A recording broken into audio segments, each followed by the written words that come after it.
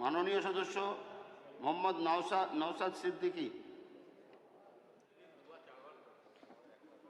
সম্মানীয় অধ্যক্ষ মহোদয়, আপনার মাধ্যমে রাজ্যের জনশিক্ষা প্রসার ও গ্রন্থাগার বিষয়ক মন্ত্রীর দৃষ্টি আকর্ষণ করছি ভাঙড়ে বন্ধ থাকা গ্রন্থাগারগুলি পুনরায় চালু করার জন্য। স্যার, আমাদের ভাঙড় বিধানসভায় 5টি গ্রন্থাগার আছে। নজরুল সুকান্ত পাঠাগার, ভাঙড় পাবলিক লাইব্রেরি, পোলেরহাট পল্লী পাঠাগার, বামনঘাটা আশুতোষ পাঠাগার, হৃদয়ভূষণ স্মৃতি পাঠাগার।